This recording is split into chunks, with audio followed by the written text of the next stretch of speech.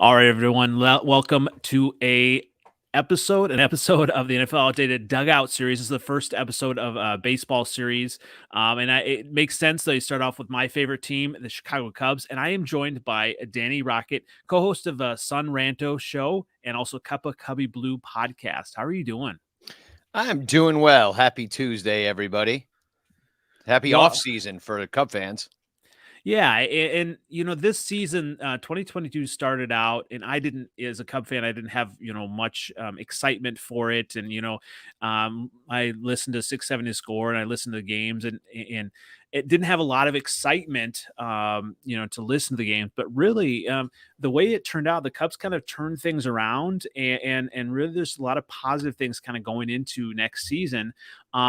But first of all, I just want to kind of start out and just kind of talking about this season and maybe your 2022 post-mortem for the Cubs season and maybe some good and bad things that you saw this year. Yeah, I mean, it was an overall disappointing season. There were a couple of, I think the losing streaks definitely outweighed the winning streaks. They finished strong, including sweeping the Mets, who are now out of the postseason. They swept the Phillies too, the entire season series as they march on through the postseason. Thank you very much, Philadelphia, for beating the St. Louis Cardinals. Really appreciate that. Mm-hmm. But overall, I think that some of the surprises for Cub fans that kind of came out of this season was Christopher Morel, who not only kind of arrived on the scene. The stage didn't look too big for him. He's a super great guy. I've got to meet him a few times now, and very generous with his time. Very fun, nice person. It's got a good head on his shoulders. Has a good mom, I think, and a good dad. Good mom and dad. So he ends up just a great person, and he was like an instant Cub favorite. So that was nice to see after, what happened last year with losing, especially Javi Baez. And he doesn't replace Javi Baez, in my view. He not as talented as Javier Baez, probably, but certainly doesn't have the same raw power that we saw Javi in his peak years. But, just to have another player that you could love, just as a fan and cheer for. That was nice to see. And I don't think he was on anybody's prospect lists before the season started. And then the other thing, the other young players that emerged, Justin Steele, out of the rotation, lefty, lots of strikeouts. He fixed something that he was doing, and he was very effective. They shut him down towards the end of the year with a little injury. But we traded for Hayden Wisniewski, who had a few starts. Looked really good. He's got an amazing slider, really. And so I guess if it was for a more general, I could give you individual names of all these dudes, but some of the pitching that the Cubs have had so much trouble developing over the years finally seems to be coming up and performing well, shocking everybody in Chicago. So yeah, that was interesting to see. They could use an upgrade just about everywhere on the diamond, though. There's a lot of question marks on the roster. Catcher Hap is in his last year in left field. Had a really good season out there. Finally, the streakiness of Hap was not evident. So as was an all-star. So so as many things that seem to be being answered, there's just as many questions going into the offseason, and Cubs have money to spend. So I think we're all just kind of like, all right, holding pattern until future notice. And I don't think anybody's going to pick us next year, but we might have some players that'll surprise. And as a Cubs fan, we've kind of gotten spoiled the past few years with that core and winning the World Series. And I think when now we're at a point where no one is going to pick us, I like that, right? And having a new core, starting to kind of develop it. And yeah, I mean, even Christopher Morel, with just, going up and saying, nice things to the, umpire, right?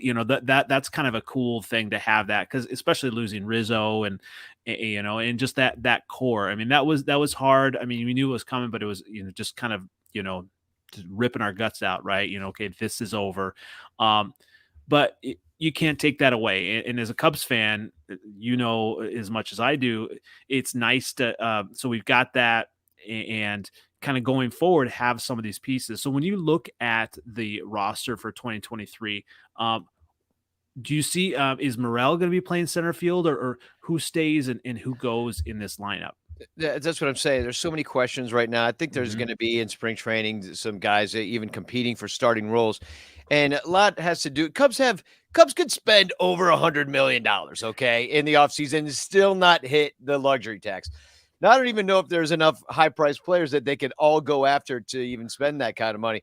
But you're looking at maybe adding a shortstop, which puts Nico to second, which takes the 83 second basemen that are currently on the Chicago Cubs, whether you're talking about your Nick Madrigals or your David Bodie's or, that whole, there's got to be more that I'm missing here. I know there are, well, even at the end, Kiros we saw came up Mm. and was pretty good. I mean, not that I think he's a part of a 31-year-old Mexican League star, is probably not a part of the future Cubs winning team, but Zach McKinstry, another guy that they picked up who really didn't hit, but they're high on him, I guess. He ended up with a batting average above 200, so we'll give it to him. But either way, that changes the whole landscape of the infield. Are they going to hold on to a guy like Patrick Wisdom, who's going to give you a lot of power, but maybe not enough power to really excite you for the 200 batting average and all the strikeouts?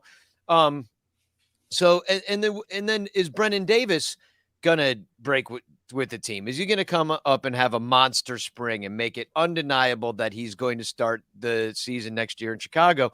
Because if he comes up as your starting center fielder, um, I don't know where Morel fits except for maybe as a utility guy because he's playing third, he's playing second. So there's a lot of musical chairs that are going to be going on if they sign a shortstop, which they said they're going to do. They have the money to do it, whether they get a Correa opt-out situation, where they get a Xander Bogaerts or go after Trey Turner, who's, there's a good shortstop class this year. So we'll see kind of what happens there. But Nico's been the starting shortstop, and, he's definitely had a great year. So he's going to remain in the starting lineup, I think, most days.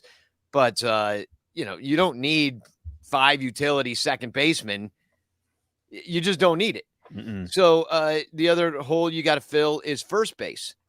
So, nobody's been over there for real since Anthony Rizzo. They had a platoon with Schwindel, who has a bad back, and, well, he got DFA'd, so that's over.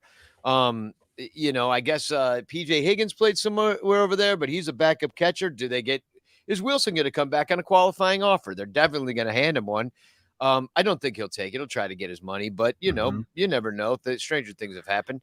But they're gonna have to go get a catcher, or they're gonna give the job to PJ Higgins, and then you lost your first baseman, or your backup first baseman. So there's just too many moving parts right now to even say what the starting 2023 lineup's going to be. But unless they trade him in the offseason, Hap's going to be in left, and Seiya Suzuki's going to be in right field. And that's pretty much the only through line. And Nico's going to be playing somewhere. But everybody else could be completely different. And it might be trades. It might be moving on from certain kind of bats. Like, as much as I like Patrick Wisdom, maybe you don't want that strikeout walk thing, or strikeout, low batting average. That's not enough power. Fran Reyes, they pick up. He's in an arbitration year. I don't know. The Guardians got rid of him because he struck out too much. Well, guess what? He came up and he struck out too much. Hit a couple triples, but surprisingly. But there's just, I don't know, too many holes. I mean, too many question marks. Too many things that could happen to say what I think is going to happen. You brought up, some of the big names for the shortstop. Who would you prefer? I mean, would you prefer a Xander Bogaerts, or like, are there some other players that you would prefer if you were the general manager? I mean, I would take any of those guys. I really Mhm. would. I mean, I think if you can get Correa's got to opt out, and the thing is, they're going. I've always liked Trey Turner. I like what he brings to the table. all that speed. I really think he disrupts things on the base paths. That's kind of how this team's starting to be built in a way. But plus he also gives you that power, and he's very great. He's a very good shortstop too. I would like that.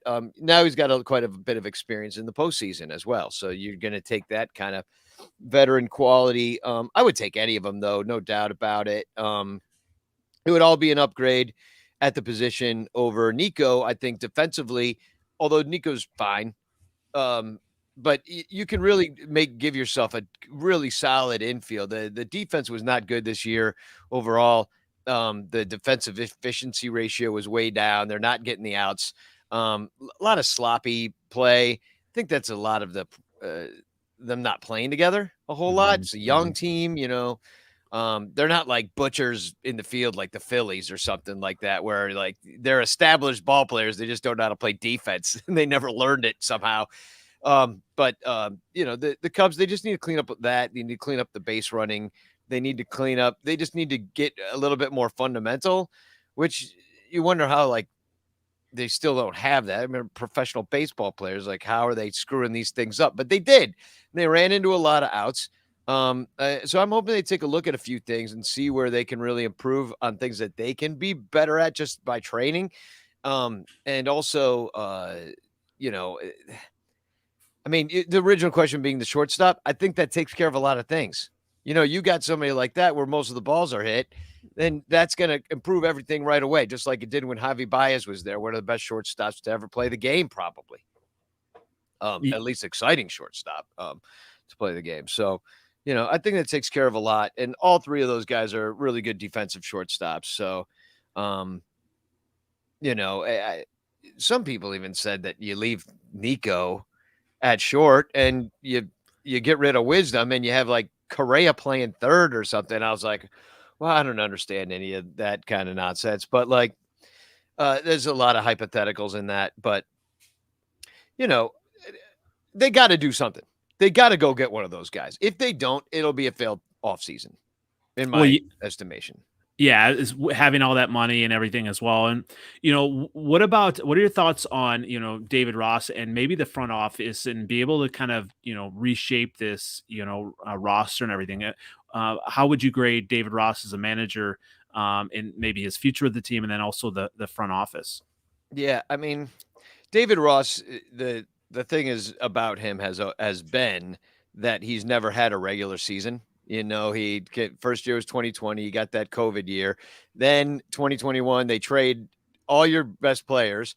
And there was an 11-game losing streak that made that happen. Like, I think there might have been one more, bite at the apple had they played better, but they didn't. And so it's hard to say. There was a huge brain drain from the coaching staff. So there's like talk about a young squad kind of getting together, getting on the same page. But David Ross, the knock on him, he's a yes man for the front office. So now, does that mean he's a yes man or does that mean they work together really well? Like, you can think of it both ways. Just heard from Joe Madden, who's out there like screaming and crying about, the stats guys in the front, all the quants calling in the dugout and telling them what to do. And, David Ross is a young manager, really no experience. The days of going to the minor leagues and riding the bus or being on, being the manager of the Orioles first or something, those, being a bench coach or none of that happened. You went from catcher to broadcaster to manager. So, and we all thought that he'd be a manager, but, so jury's out. I don't think he's losing or winning games for him. I was talking about a little that a little bit. Are you surprised that maybe that Ryan Sandberg didn't ever make a very good professional manager in the majors? I'm not surprised because he's a second baseman. And second baseman, they don't think that way. I mean, I know that's ridiculous, but catchers think this way. That's a catcher to manager. That's the way I've always thought of it, a little old school that way. But yeah, it doesn't surprise me. Right, Sandberg, if you've ever met him, his temperament is pretty soft spoken. He's not necessarily somebody that's edgy in any way, shape, or form. I'm not sure that he's the greatest leader in the world. Maybe he's a quiet leader. Mhm. That's always what he seemed as a player. But yeah, I'm not surprised it didn't work out with him. But he did go ride that bus and it just didn't work out. Yeah, he You know? definitely tried it. Yeah, and so then when you look at the front office now, I mean, with Jed Hoyer and every, I mean, are you kind of trusting this front office to kind of get the job done, or what are your thoughts on that? What choice do we have? It's true. It's like we have to Go ahead. trust him or not, or just like go be a White Sox fan or something. But Oh, yeah, I know. That's those fighting words. But it's like Jed Hoyer. He was in Theo's shadow all that time, mhm. and people forget. Any complaints that you might have had about the Theo regime, whether they took their eye off the ball or fell into. They even said themselves they fell too in love with their guys, and they didn't make any moves, and they said the offense broke, and then they did nothing. And people are like, "Well, that was Theo. That was Jed too. Jed was a part of all of that as well." So, does he get his own? He got Carter Hawkins out there. He drafted all those Cleveland pitchers back in the day. Now he's with us. Now we're seeing some of this pitching coming through. So it's a difference. It's a zig to a zag, as far as I'm seeing. They used to draft all the bats and buy the arms, and now they're drafting the arms and they're not buying anything yet, but and ostensibly buying the bats. So you got a new clientele. There was a lot of brain drain. They won the World Series, and then everybody left. Brandon Hyde ended up over with the Orioles, and all these, a lot of the bench coaches, Davey Martinez, was gone. They went through 50 batting coaches. I exaggerate a little bit, but they did a lot, and every year they had a different guy. So it's just there's been so much upheaval that I don't feel like we've gotten to a place with this front office where we really understand. I think we can start to see a direction kind of forming and taking shape, but I don't know that we're at a place where we could say this is what they did really well or this is what they did really poorly. They've been putting this together, not calling it a rebuild, and then it's obviously a rebuild. And but it's a reset, but it's not that long of a rebuild. But at least we didn't lose 100 games, and so whatever they want to say. And his Jed Hoyer's double speak. I don't know if you watched the any of the press conference he did the other day. Mm-mm. Well, don't bother because you're Yeah, not going to learn yeah, anything from it. They're going yeah. to spend intelligently, whatever the hell that means. And and yeah, I'd like to do that too. I try to do that when I go to the grocery store. I'm like, oh, that's on sale. I'll buy 3, whatever. But it's a lot of smoke and mirrors right now. And the prospects look good. Did the trades work out? We don't know. We just don't know. Everybody's so excited about every single prospect, and they're acting like they will all hit. And if you've been around as long as I've been around, they don't. They don't all hit. In fact, it's more rare that they hit than they don't. That's why there's only so many MVPs and only so many stars. We don't have any superstars on this team right now. There's Mhm. none. So there's not one player on the Cubs right now that's going to be in the Hall of Fame someday. Not one. Mm. So Not even Wilson Contreras? no, Okay. no. And if he does, he might not go in as a Cub because he's going to go in as a Cardinal after he wins 3 World Series with them after he signs in the offseason with them. Oh, don't say I'm just that. saying it lines up real good for them. Yeah, And yeah, for Wilson, now that, Yachty. who shall not be Yeah. named, Oh, yeah. Sorry. I is didn't know retired. his name was banned from the show. But, it's just like, no, I don't think Wilson will. I mean, well, if Yachty will, then Wilson should. I'll say Mm, that much. But, it's hard to just really look at this team and see that they're anything more than the Rays next year, and the mm, Rays made the playoffs, but they're also gone already because they didn't have enough to get it done. A team like that, there's some it's like really elite teams out there like the Dodgers and even the Mets, mhm. although they faded down the stretch and we kind of saw the cracks in their plaster when we swept them. But you know what I'm saying? It's like It's kind of like the A's, like they would get to the playoffs, do really well, but not kind of get to the promised land. yeah, you need that extra Mhm. thing. And like, I mean, sometimes you can, look at the team like Cleveland this year, doing it with all these young guys, no payroll. They just happened to emerge and they got through a short season or a short series with the Rays. But they're going to run into this buzzsaw that the Yankees is. And I don't know that they really have the guns to get through that. They barely beat the Rays. It took them 15 innings to score 1 run. So luckily, the Rays took them 15 innings to score 0 runs and they ended up Mhm. losing. So, the Yankees, that's a powerhouse. The Dodgers, that's a huge powerhouse. So and even the Phillies with all the, there's just some more elite teams with a more established talent that you can count on when healthy to do a lot better than our young core, who could surprise you next year. But I don't think anybody's going to hold their breath about it. Do you think, as Cubs fans now, either we got spoiled by the 2016 World Series, plus that core gets a little bit more. The Cubs like front office gets a little bit more leeway because of that, or do you think we're spoiled now because we had that to say we need a winner all of the time now? Yeah, well, I think that's what they promised us.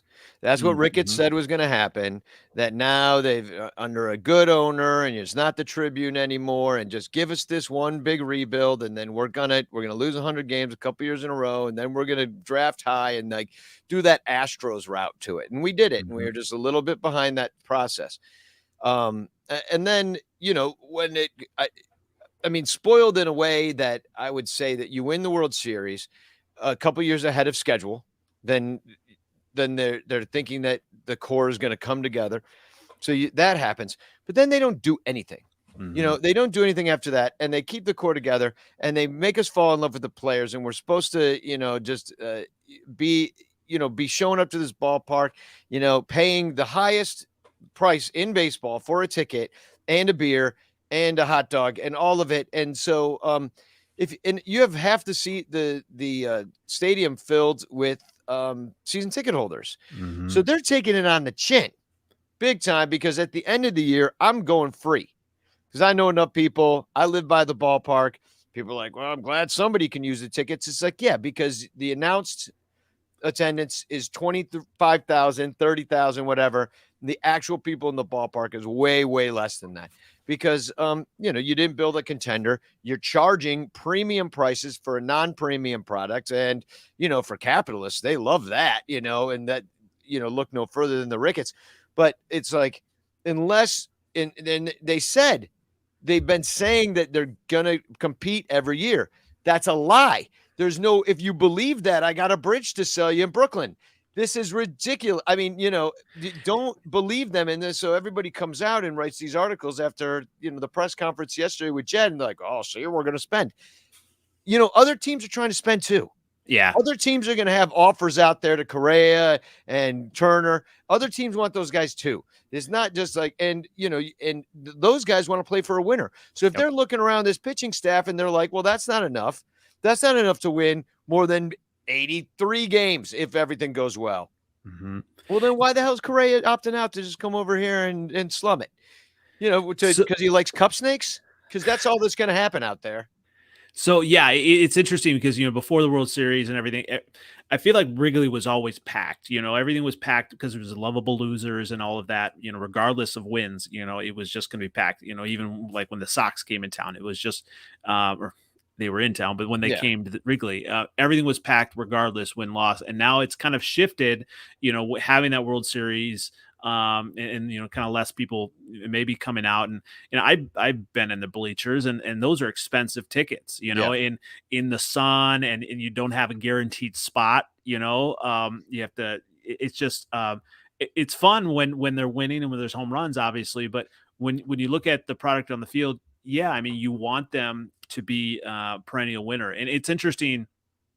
So I told you I live about 30 minutes away from Milwaukee, and thinking about the two different franchises, the Brewers and the Cubs. The Brewers have been really good, but just almost that Rays, they haven't gotten to the promised land, and so would you rather be kind of the Brewers, kind of where they're at? I mean, they're expecting to kind of, I mean, they've got some stars. They're kind of at that place, or where the Cubs are at, and just kind of a ready. And we've got that World Series already, so just having but a further rebuild. I mean, which right now, which franchise would you rather be?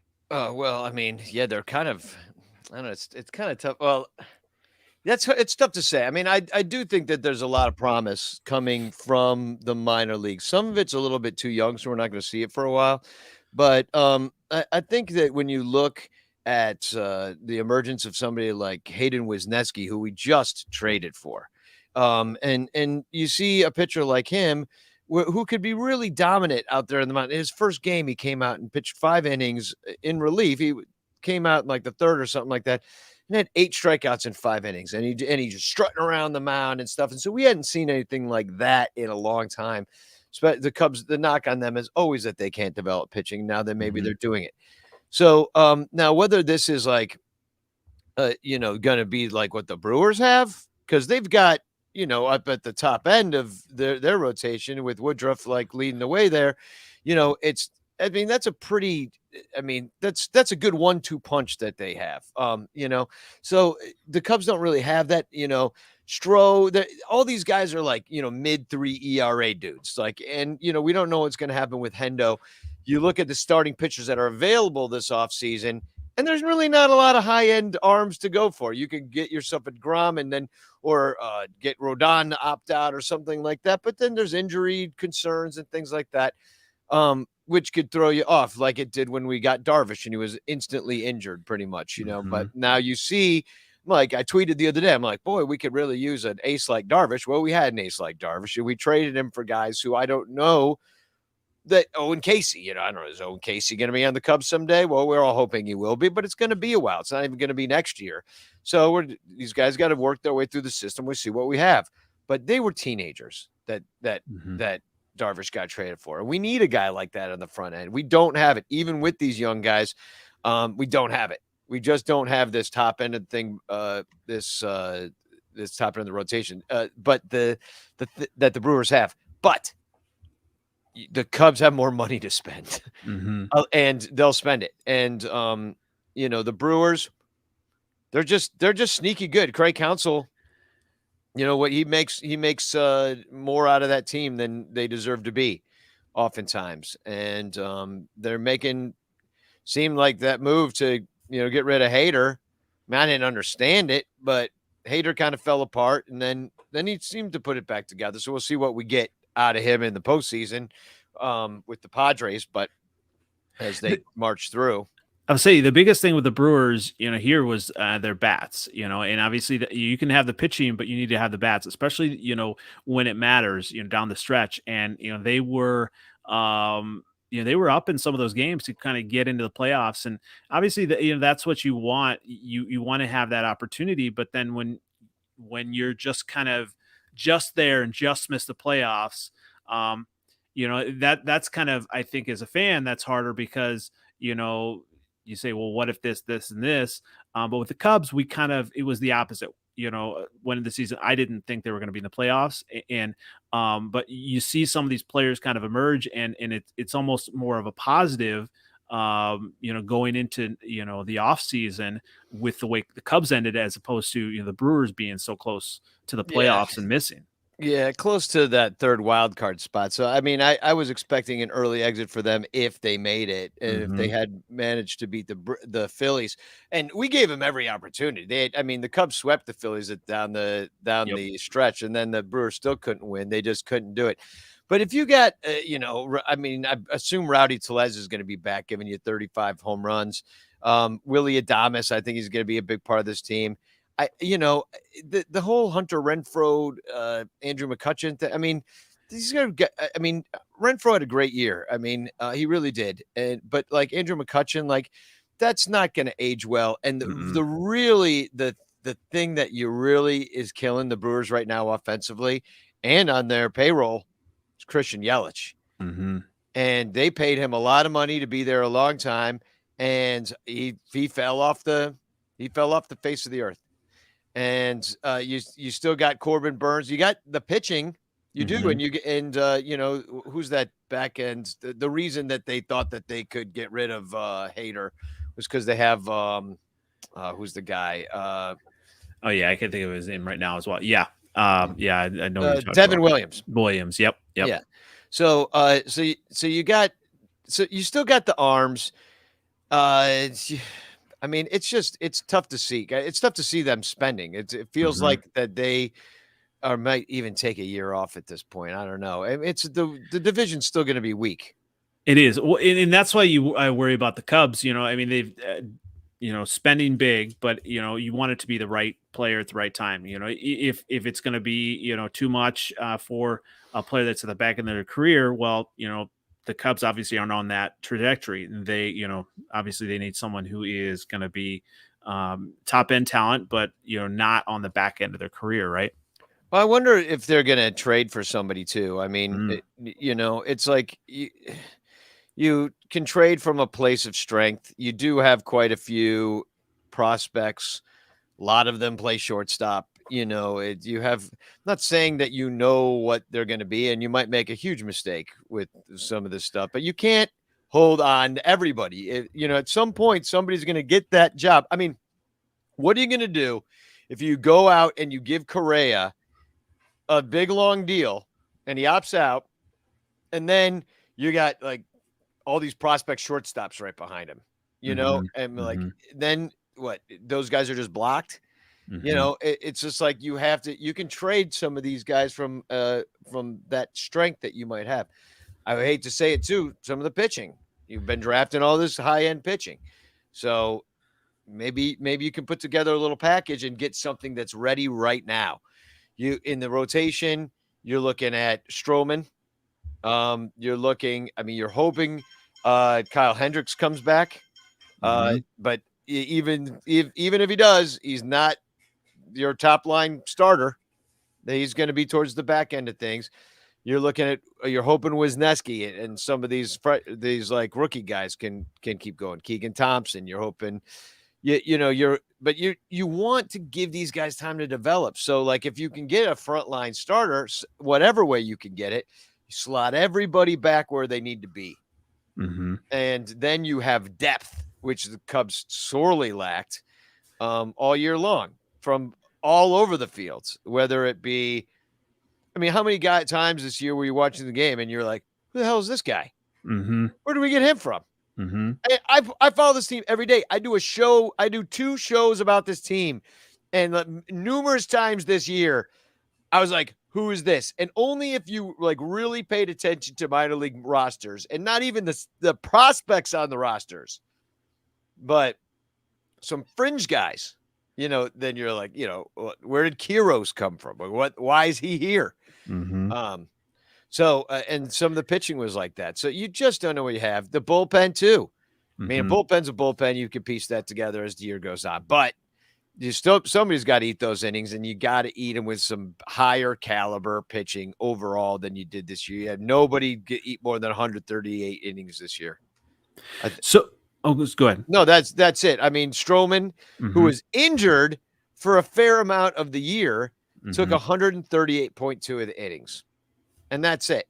Wow. To the tune of a 350 earned run average.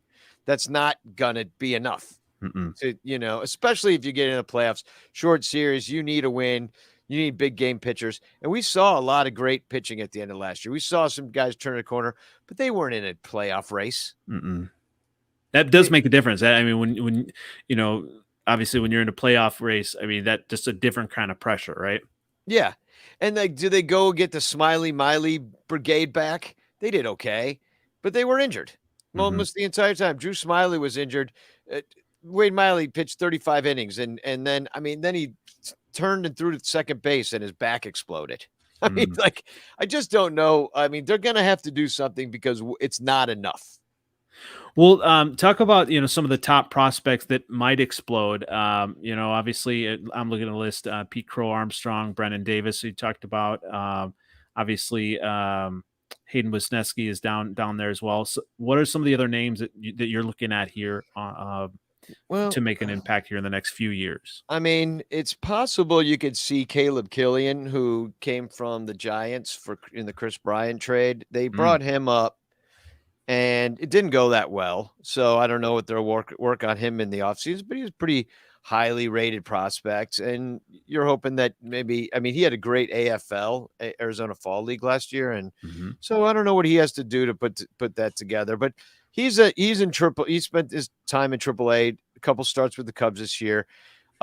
If there's room for him in the outfields, Brendan Davis, I think, could break with the team. I think Alexander Canario, I don't know, maybe he could be somebody that might have us. He's certainly not going to get that spot handed to him because he's never played with the Cubs. But he had. I'm looking up his stats right now. He's a corner outfielder. So depending on what you do with Hap, here's a guy who he went from single A or South Bend high A up to Tennessee, and then went up to Iowa. It didn't go quite as well at Iowa from a batting standpoint, but the dude hits lots of home runs. Hit mhm, 37 home runs this year. Matt Mervis had 30, forget what he ended up with, but he's a first baseman. He mhm, emerged out of pretty much nowhere. I know a few guys that really watch the minor leagues a lot, and they were high on Matt Mervis.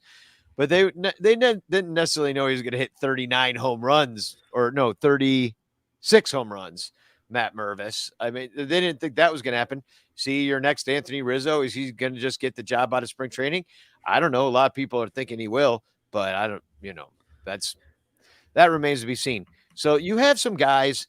Canario kind of reminds me of Soler in a way. yeah, So if you trade, maybe you can trade Hap in the offseason. I'd rather them extend Hap. I think you need some continuity.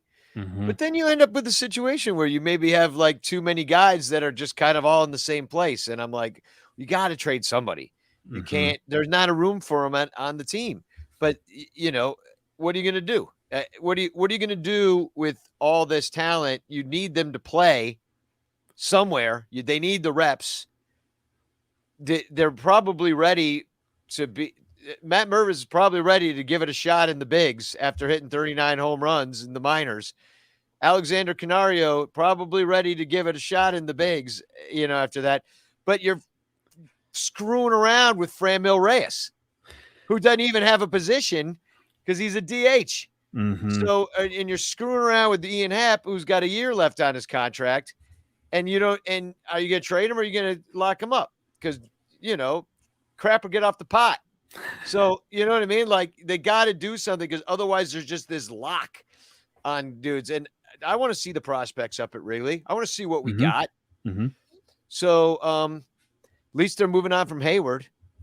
I was just gonna say that. Yeah. What are your thoughts on saying goodbye to Hayward and what he has meant to the Cubs? I mean, terrible contract. I mean, it's one of the worst Mhm, of they ever had. And I think that you could place his lack of bat really screwed up. I mean, you could say that if he would have come up and kept doing what he had done with the Braves and the Cardinals the year right before we got him, if he had been able to keep doing that, you maybe don't have a situation where those offenses keep breaking mhm, because you mhm, just got a guy that hits like a pitcher and had a gold glove out there. And that's great that he would help Suzuki a little bit, maybe when he came and showed him the ropes, but it's over. And I don't understand how a dude that big could have just such a big hitch in his swing and just have all that talent just completely disappear. Um, Did that happen to Fred McGriff though? Like he had just a crazy hitch in his swing, and then went to the Padres and Braves and yeah, they're just over. yep, And yep. so I'm glad they moved on from him. I mean, he seems like a great guy. He definitely did a lot for the community here in Chicago, working with kids, working with different organizations, the Black Alliance, or the Players Alliance is what it's called, but it's like mostly like African American players that work together to create change in their community, and it's so from that standpoint, he's winning Hustle and Heart Award. He's winning what's the one that they get? Roberto Clemente. He's Mhm. won, and so you're gonna hand him all that. He's written a lot of big checks in the city. You're gonna love that. The speech, you're gonna, I was gonna say, yeah. yeah, you're gonna take that. So I was gonna say, when you look at back, on his career, I mean, maybe, um, and I make this argument a little bit tongue in cheek, but maybe Jason Hayward is one of the most influential Cubs of all time. I mean, from a certain view, sure, yeah, certain perspective, he's certainly. We're never gonna forget this speech, but I don't know if they're gonna make a statue about it either. You know what I mean?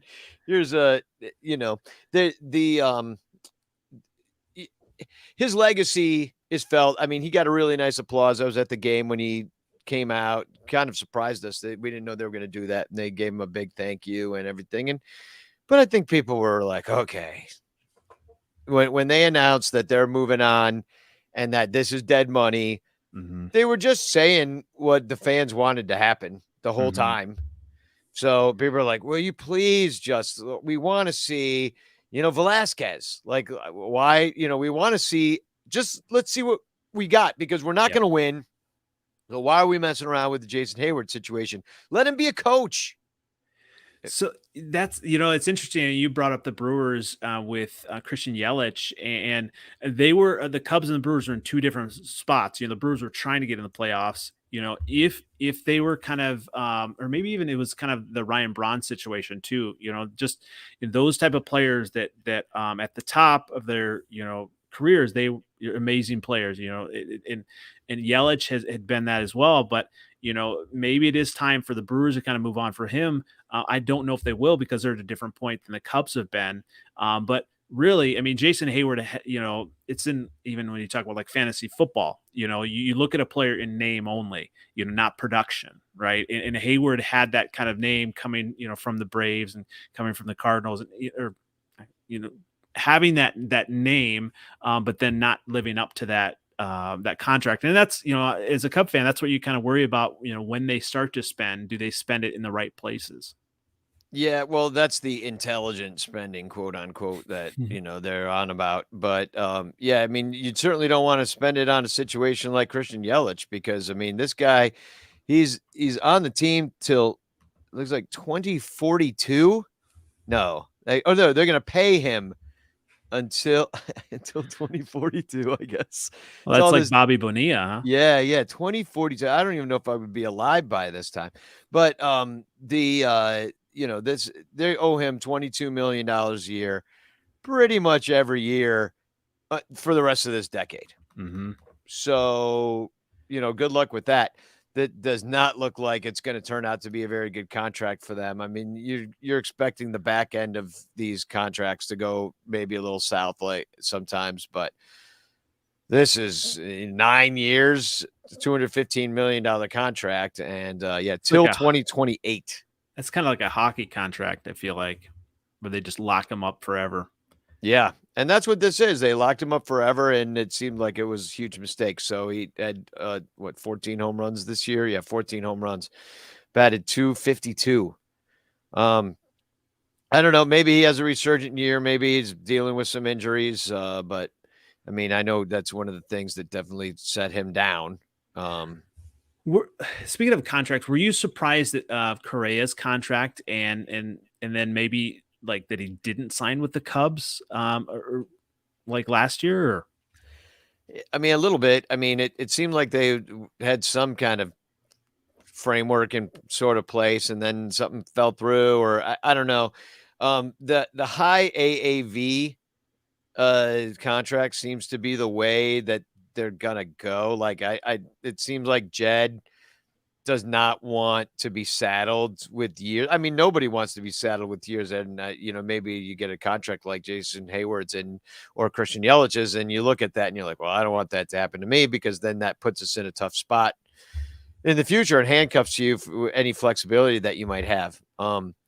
So, I mean, it does only because they refuse to spend money. I mean, you could be the Dodgers. lose Trevor Bauer and go get Scherzer. You could be that team, Mm-hmm. but the Cubs are acting, they are, biblical losses and intelligent spending, and that none of those kind of corporo speak concepts bode well for them just emptying the pocketbook for giving Correa whatever the hell he wants. But yeah, I mean, I think if they do something, it's going to be on one of those like, all right, we'll pay you $40 million a year, but we're only giving you 3 years, and we're not buying the back end of your situation because we don't want to do it. We'll do it now because we have the flexibility, but then it'll be a much lower AAV because there's, as I said at the beginning, $120 million of room to spend. So you can do a $40 million contract and still have some money left over to get some other things you might need. Well, I definitely appreciate you coming on, Danny. And where can everyone find you again? I'm at Sun Ranto. That's like Ron Santa, but with the R and the S switched. And we do a live podcast. I guess we're going to go Wednesday nights in the off season, mostly. And so you just follow me on Twitter. That's where I'm most active. So, but when you get the Facebooks and the YouTubes and all that stuff too. Well, yeah, and as a Cub fan, I definitely appreciate kind of all your insights on the team and the prospects, and I look forward to how the Cubs are going to do next year and really kind of going forward. Yeah, I mean, I think we're all just kind of in wait and see approach, and it should be an interesting offseason. CubsCon is back. Hopefully they'll have a shiny new toy for us to cheer for there. That's always fun when that can happen. So, yeah, I mean, I think that once they said they're going to spend, I hold them to it. Cub fans should hold their feet to the fire and don't buy any tickets until they do something. I doubt that's going to happen, though. Yeah. Well, I'm just saying, I'm You're certainly right, not. You're right. I'm not buying a damn ticket. I'm not buying one single solitary ticket unless I think that they had a successful offseason. Otherwise, I will be going free with your tickets for the season ticket holders that have been screwed over for the last few years. On that note, once again, this has been an NFL Outdated Dugout series with Danny Rockett, co-host of Sun Ranto Show and Cup of Cubbie Blue podcast. Thanks again, Danny. Yeah, thank you so much.